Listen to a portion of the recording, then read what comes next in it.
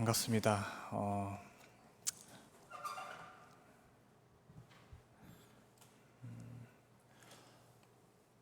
작년에 이제 안중근 의사의 이야기를 다룬 영웅이라는 뮤지컬 영화가 개봉을 했었습니다. 흥행이 어렵다 그렇게 평가받는 뮤지컬 영화임에도 불구하고 관객 수가 330만 명을 기록하는 흥행을 했고, 그리고 평점도 8.5점이나 받을 정도로 굉장히 완성도 있다라는 이야기를 들었습니다. 저희 아내는 이 영화를 보고 와서는 너무 좋았다고 이야기를 해요. 그래서 한 달 내내 유튜브에서 영웅 OST 음악을 들으면서 막 누가 죄인인가 계속 그러는 거예요. 그래서 제가 집에서 그만 좀 해줘, 이제 내 귀에서 피가 나올 것 같아 라고 이야기했던 적이 있습니다. 이 잘 만들어진 영화에 제가 보기에 불편했던 부분이 있었어요. 당시 일본 사람들의 행태를 보면은 굉장히 불편했습니다.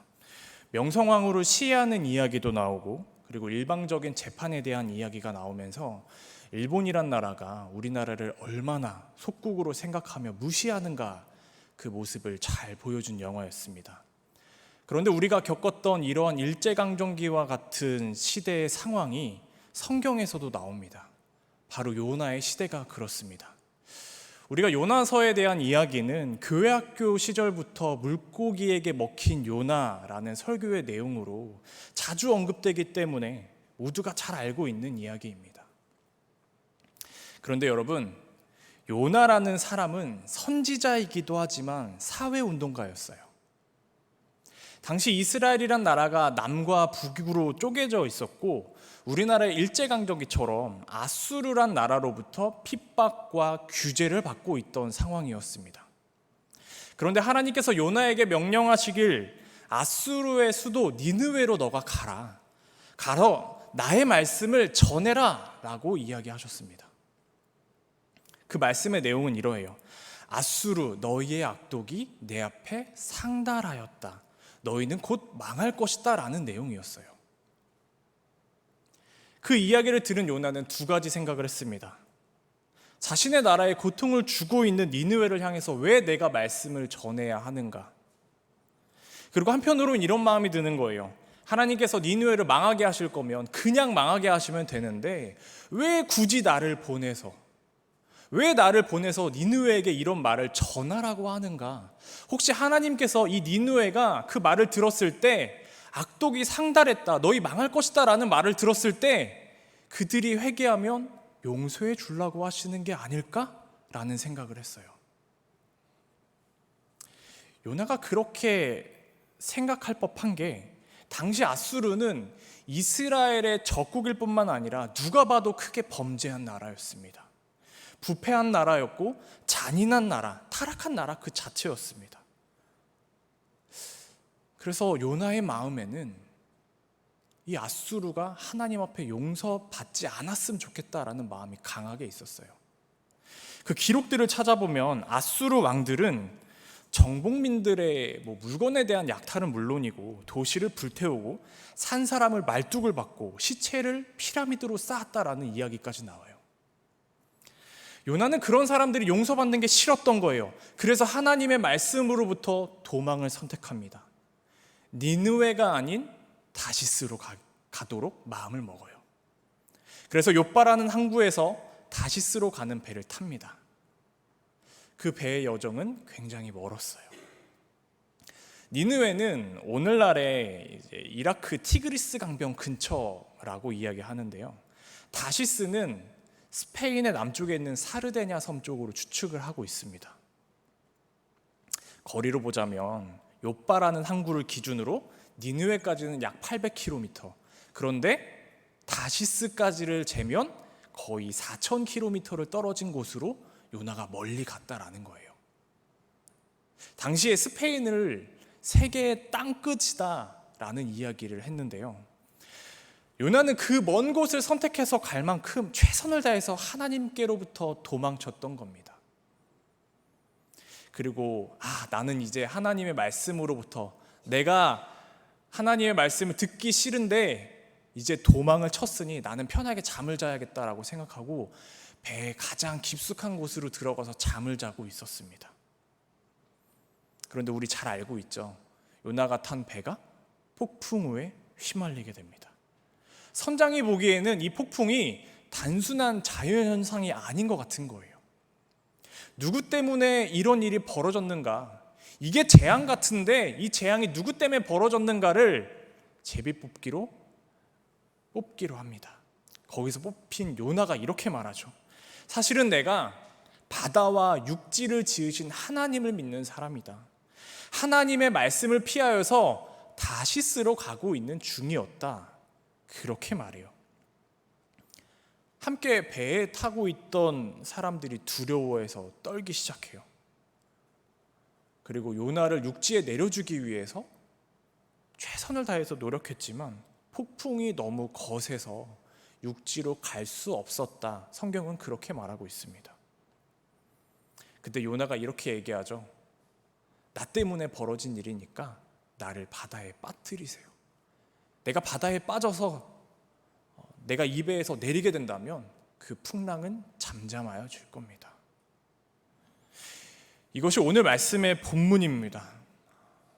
저는 이 말씀의 본문을 보면서 이런 묵상을 했어요. 첫 번째는 나의 뜻으로 하나님보다 앞서 걸어가지 말아야 한다라는 겁니다. 요나에게 있어서 니느웨라는 곳은 치가 떨리는 원수 국가였습니다. 그런데 하나님께서는 요나가 이 니느웨로 가기 싫어한다는 것을 알고 계시면서도 가서 나의 말을 전해라라고 명령을 하셨습니다. 왜냐하면 그 과정을 통해서 당시 이스라엘 백성들이 믿음으로 바로 서고 있지 못했거든요. 너희가 하나님 앞에 바로 서고 있지 못하는데 앞으로 아수르가 회개할 그 모습, 니느웨가 회개할 그 모습을 보면서 너희도 본받고 회개 좀 해라. 그 메시지를 전하고 싶었던 거예요. 또한 나는 너희 이스라엘만을 사랑하는 하나님이 아니라 온 열방을 사랑하고 있는 하나님이다라는 메시지를 전달하고 싶으셨던 겁니다. 그런데 요나는 하나님께서 어떤 뜻을 가졌는지 물으려고 하지 않았어요. 자신이 고민을 하기보다 내가 가지고 있는 생각이 맞다, 틀리지 않다, 이런 확신만을 생각하고 니느웨가 멸망해라 라는 마음을 가지고 최선을 다해서 도망칩니다. 요나의 판단만 보면은 사실 그 누가 보아도 이 아수르가 범죄한 나라, 타락한 나라, 부패한 나라였잖아요. 맞아요. 요나의 생각이 맞습니다. 그런데 요나가 가지고 있던 이 니느웨가 혹시나 회개하면 어쩌지? 하나님 앞에 용서받으면 어쩌지? 그런 생각이 있었던 겁니다. 요나의 생각 분명히 맞습니다. 그런데 여러분, 지금 이 상황에 니느웨에게만 문제가 있습니까? 아닙니다. 요나에게도 분명히 문제가 있습니다. 본인의 뜻이 하나님의 뜻보다 우선이 되고 있는 거예요. 하나님의 뜻이 자기에게 맞지 않는다면 하나님의 뜻이라도 물리치고자 도망가고자 했던 것이 바로 요나의 문제입니다. 하나님을 진심으로 경외하는 자는 나의 생각, 나의 판단, 나의 뜻이 하나님과 다를지라도 말씀을 우선적으로 순종하는 사람입니다. 심지어 그 순종이 나의 마음에 들지 않고 때로는 손해가 나기도 하고 때로는 그 선택으로 인해서 하나님의 말씀을 순종하는 걸로 인해서 나에게 고통이 따른다고 할지라도 하나님의 뜻에 순종하기에 주저하지 않는 사람이야말로 제대로 하나님을 믿고 경외하는 사람이라는 겁니다. 그러나 요나는 그렇지 못했죠. 하나님께서 이런 상황을 요나에게 보여주시면서 요나가 가진 신앙의 민낯을 보게 하신 거예요. 그렇다면 여러분들이 가지고 있는 신앙의 민낯의 모습은 어떻습니까? 마치 요나처럼 내가 마음에 확신이 있어. 이건 내가 진짜 맞는 거야. 그 생각 하나를 가지고 하나님께 묻지 않고 전진하는 모습을 갖고 계시진 않으십니까? 오늘날에 많은 사람들이 그래요. 자기가 먼저 해보고 안 되면 하나님 앞에 기도합니다. 여러분, 근데 그게 아니죠.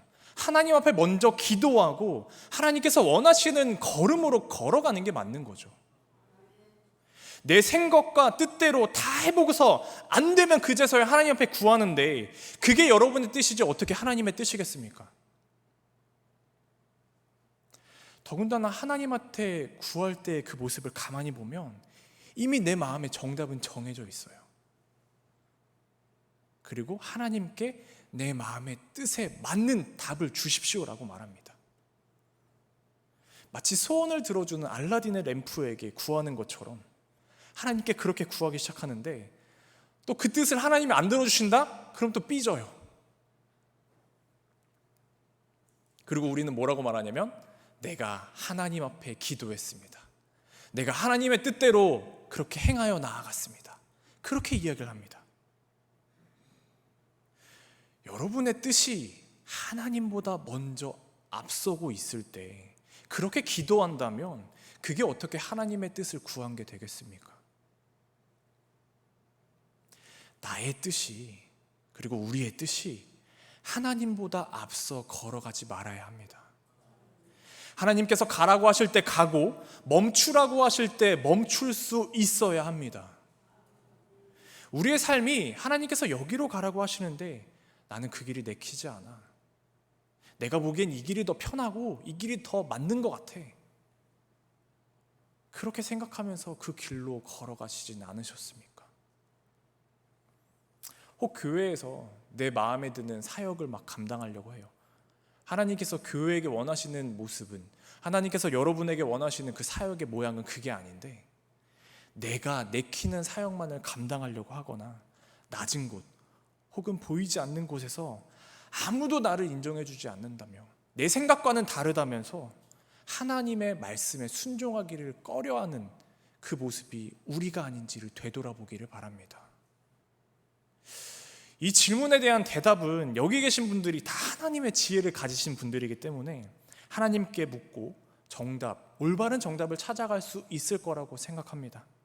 제가 권면드리는 것은 이 어리석은 고집쟁이 요나처럼 하나님보다 앞서 걸으며 말씀에 대한 거부와 불순종으로 나아가지 않기를 바라요. 나의 뜻을 내려놓고 하나님 앞에 경외함으로 맞춰 나아갈 때 우리가 알지 못하는 크고 은밀한 일을 이루어 가실 하나님을 기대하시기를 바랍니다. 두 번째는 하나님의 말씀에 대해서 사랑의 마음으로 순종하는 여러분이 되시기를 바랍니다. 우리 요나서 1장 7절의 말씀 우리 다 같이 한번 읽어볼게요. 저 빼고 다 같이 한번 읽어보겠습니다. 시작!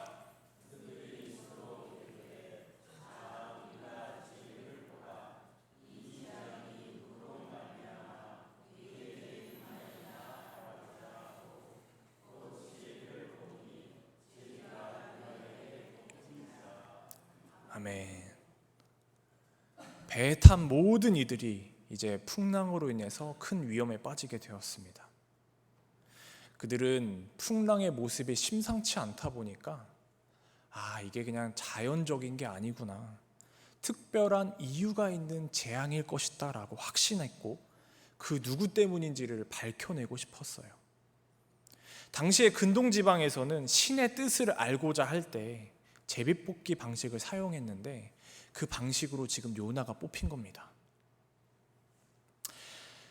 하나님을 피해서 욥바 항구에 이제 가서 배에 타고자 했었을 때, 그리고 그 배에 탄 이후에 요나가 잠을 자던 때 그 모습 가운데 제비뽑기로 하나님 앞에 다시 서게 된 거죠. 여러분, 하나님께서는 자신의 뜻을 저버리고 자신의 십자가를 버리고 도망가는 요나를 방관하지 않으셨습니다. 하나님의 부르심은 요나의 의지에 따라서 선택할 수 있는 게 아니다. 그것을 오늘 말씀을 통해서 전해주고 있는 겁니다. 우리는 하나님의 자녀예요. 그래서 결코 하나님의 뜻에 벗어날 수 없음을 고백하시길 바랍니다. 제가 예전에 군대 갔었을 때 이런 일이 있었어요. 자대 배치를 받은 지 얼마 안 되었고 제가 운전병이라는 주특기를 가지고 갔었습니다. 근데 이 주특기 관련으로 자대 배치를 받았는데도 다른 부대로 이동하게 될, 그러니까 전출의 상황이 걸려 있던 거죠. 그런데 자대 배치를 받고 나서 첫 교회, 그러니까 대대였거든요. 대대의 교회에 가서 예배를 드리는데 하나님께서 나를 이 교회에 눌러 앉히실 것 같은 느낌이 드는 거예요.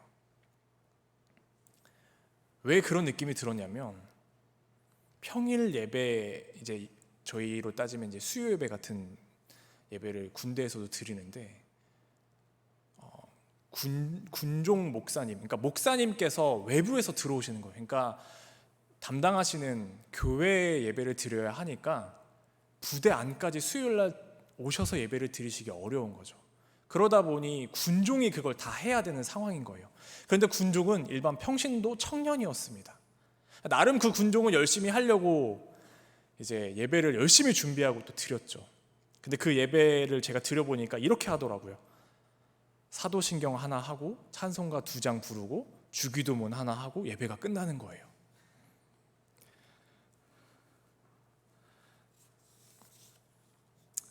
제가 예배를 끝나고 나서 에이 설마 하는 마음을 가졌어요. 그리고 기도했죠. 설마라는 마음이 점점 강해지니까 하나님 앞에 이렇게 기도해요. 하나님, 나 진짜 이건 아닌 것 같아요. 하나님, 내가 다른 무대로 가서 그 보직에 이제 이미 다 가기로 내정이 되어 있는데 제가 대대에서 운전병이라는 보직을 수행하고 군종이라는 보직을 수행을 하게 되면 보직이 2개가 되는 거예요. 일이 2배로 많아지는 거죠. 하나님, 나 힘들어요. 하나님, 제가 다른 부대 가서 체력을 보존하면서 그 교회에서 열심히 예배 드릴게요. 그렇게 기도했어요. 그런데 그 결과가 어떠했냐면 정말로 수요 예배 드리고 나서 그 군종이 사임하더라고요. 그리고 제가 그 군종으로 뽑히고 다른 부대 전출이 취소가 되었습니다. 그리고 2년 동안 운전병 보직을 수행하면서 대대군종 보직을 같이 수행했어요. 제가 지어야 할 십자가를 안 지려고 저도 나름 요나처럼 도망가려고 했던 거죠. 그런데 지금 와서 제가 생각하는 건 내가 하나님 앞에 예배를 세워라 라는 그 마음을 받았을 때 하나님, 내가 하겠습니다, 순종하겠습니다 라고 했으면 얼마나 더 좋았을까, 그런 생각을 합니다. 요즘 와서 드는 생각이에요. 그때 하나님께서 말씀하시기 전에 하나님, 내가 이 부대가 예배가 무너져가고 있으니 이 예배를 세우기 위해서 내가 먼저 자처해서 남겠습니다 했으면 얼마나 하나님이 나를 통해서 기뻐하셨을까, 그런 생각도 합니다. 다윗이 하나님 앞에 그렇게 이쁨을 받았어요. 다윗이 법궤가 들어올 때 춤을 추면서 바지가 내려갔잖아요. 그러면서 자기가 생각한 게 하나님을 위한 성전을 지어야겠다, 그렇게 생각했어요. 그런데 그날 밤 하나님이 다윗에게 나타나서 이렇게 말씀하시는 거예요. 성전 필요 없다. 나는 성전이라는 곳에 갇혀 있는 게 아니라 이스라엘 백성 너희들과 함께하는 하나님이다 라고 말씀을 하시는 거예요. 그런데 하나님께서 성전이 필요 없다고 말씀하시지만 다윗의 마음을 굉장히 기쁘게 받으셨습니다. 그리고 뭐라고 말씀하시냐면 너가 나의 집을 세우는 그 마음을 내가 잘 보았다. 너가 나의 집을 세운다고 내가 너의 집, 가문을 말하는 겁니다. 너의 가문을 내가 영원하게 하겠다. 하나님께서 이렇게 백지수표를 건네주셨어요.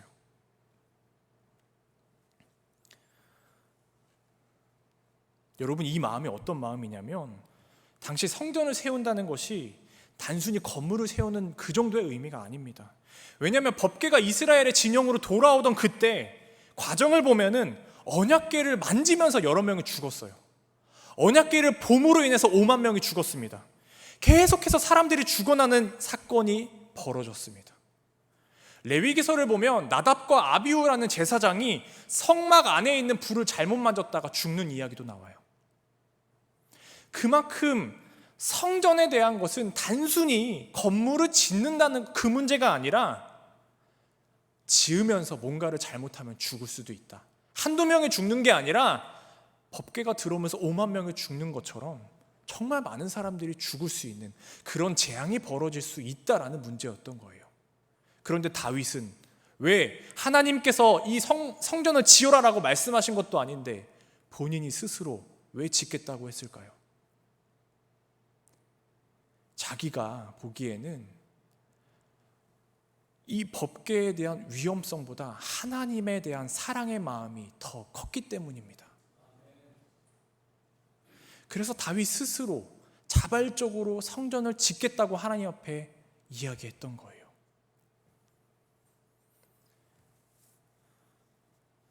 여러분, 하나님께서 여러분에게 주신 사명 어떤 마음으로 감당하고 계십니까? 다윗처럼 먼저 자원하면서 헌신하면서 감당한다면 그거보다 더 좋은 게 없겠죠. 근데 반대로 요나처럼 내 생각으로 가득 차서 사명에 불평하고 하나님의 말씀으로부터, 우리의 십자가로부터 도망가는 사람이 되지 않기를 바랍니다. 내가 희생해야 한다고, 내가 헌신해야 한다고, 어려운 일이라고 하나님 앞에 도망가기보다 하나님을 사랑하는 마음으로, 기쁨의 마음으로 사명을 감당하는 여러분들이 되시기를 바랍니다. 예수님께서 십자가에 못 박히시기 전에 이 잔을 내게서 떠나게 해주십시오라고 기도했죠. 그러나 하나님의 말씀에 따라서 자기를 부인하고서 십자가를 지셨듯이 우리에게 부여된 십자가를 하나님을 향한 사랑의 마음으로 끝까지 붙잡는 여러분들이 되기를 바랍니다.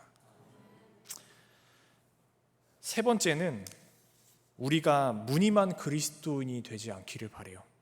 우리 1장 8절과 9절 다 같이 한번 읽어보겠습니다. 요나서 1장 8절과 9절입니다. 시작.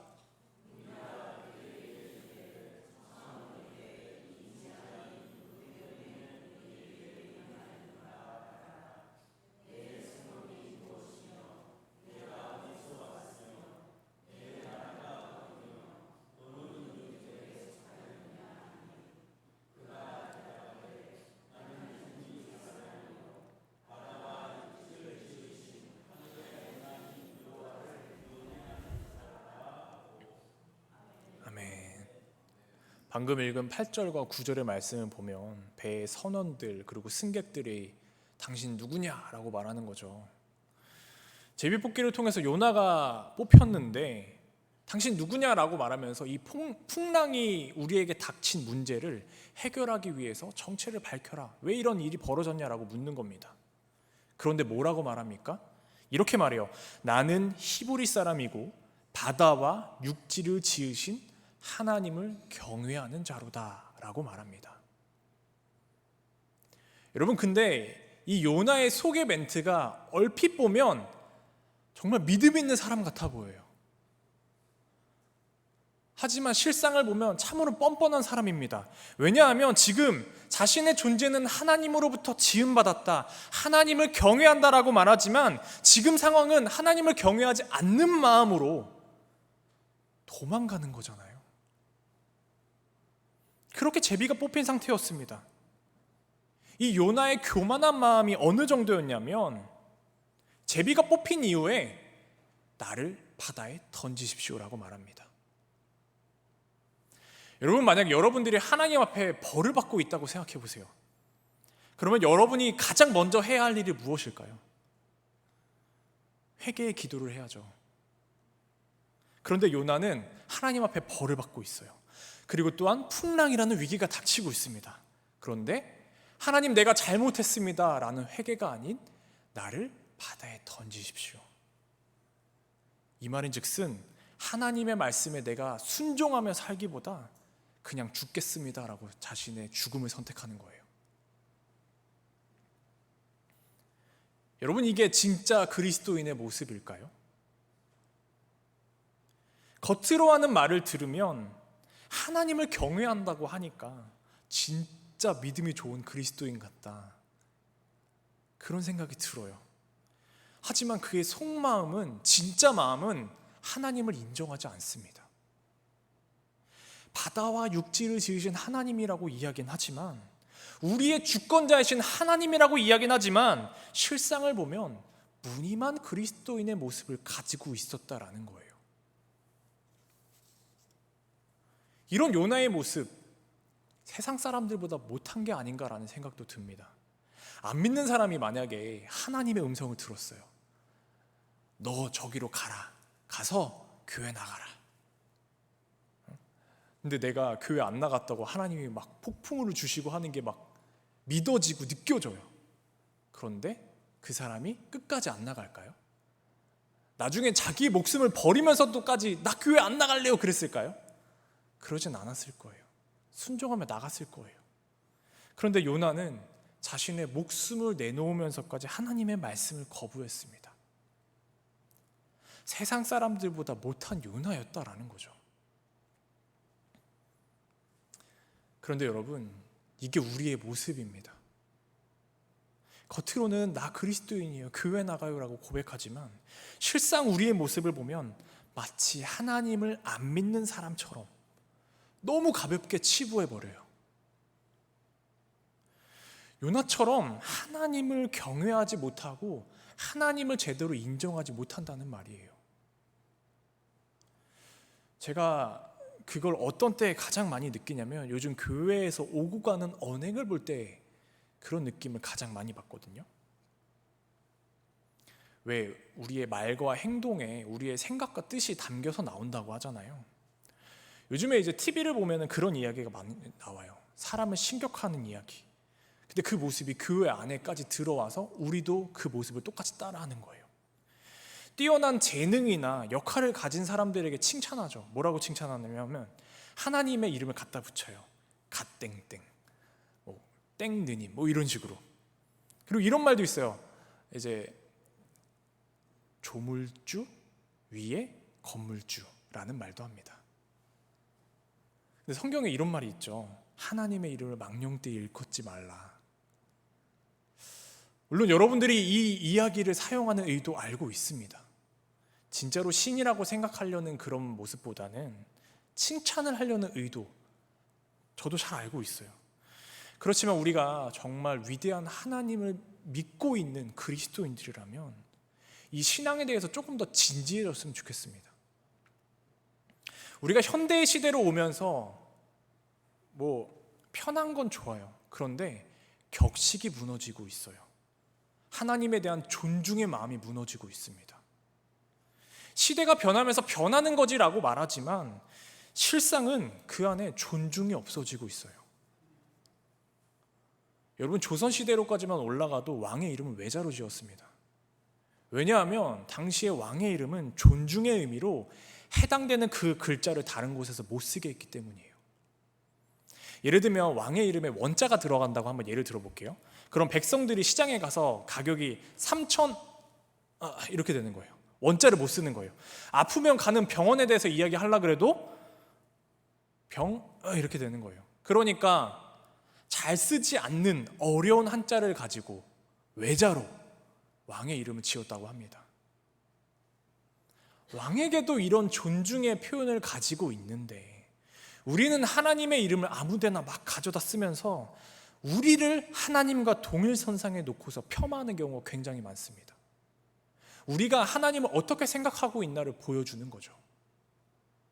우리의 마음이, 우리의 생각이 하나님에 대한 주권을 제대로 인정하지 않고 무늬만 크리스천의 모습을 가지고 있다라는 것을 말해주고 있습니다. 오늘 말씀에 함께하는 여러분들에게 바라는 것은 우리의 마음 가운데 하나님을 경외하는 것이 세워지기를 바랍니다. 오늘 드리는 이 찬양의 고백 그리고 기도가 하나님의 살아계심과 주권을 정말 내 마음속으로부터 우러나와서 인정하는 진짜 그리스도인들이 되기를 소망합니다. 말씀을 마무리하려고 하는데요. 저는 신앙생활하면서 이 신앙생활을 마치 놀이동산 같다라고 표현을 하고 싶어요. 놀이동산 가면 진짜 막 위험해 보이는 놀이기구들 있잖아요. 제가 자이로드롭을 한 15년 전에, 10년 전에 그쯤 타본 것 같아요. 근데 그 꼭대기에 올라선 자이로드롭이 빨리 내려갔으면 좋겠는데 꼭대기에서 멈추지 않고, 그러니까 도는 거예요. 내려가지 않고. 와, 너무 무섭더라고요. 그러니까 제가 거기서 무슨 경험을 했냐면 유체 이탈하는 것 같다라는 생각이 들었어요. 그런데 사람들은 그 무서운 걸 돈 주고 탑니다. 왜냐하면 안전하다고 믿기 때문이에요. 그러나 처음 탔던 저는 그 무서움의 안전함이 가려져서 제대로 즐길 수가 없었습니다. 그런데 한 번, 두 번 놀이기구를 타면서 내가 그 무서움을 직접 경험해 보면 안전하다는 것이 믿어지고 무서움에서 점차 스릴을 즐길 수 있도록 변화가 됩니다. 성도가 걸어가야 할 믿음의 길도 마찬가지인 것 같아요. 우리의 인생이 하나님의 말씀을 따라서 성도의 길로 걸어가려고 한다면 때로는 위험해 보이고 말도 안 되는 길을 걸어가야 하니까 두려움이 다가옵니다. 그러나 하나님을 사랑하는 마음으로 하나님과 동행하여서 걸어 나간다면, 그렇게 우리가 광야의 훈련을 받는다면 우리를 보호하시는 하나님을 통해서 우리의 두려움과 이 고통의 모습이 기쁨과 평안으로 바뀔 것이고 승리의 찬송을 고백하는 우리가 될 것을, 그리고 또한 여러분들의 일주일의 삶 가운데 그런 승리의 삶을 경험하는 한 주간의 삶이 될 것을 간절히 축원합니다. 기도하겠습니다.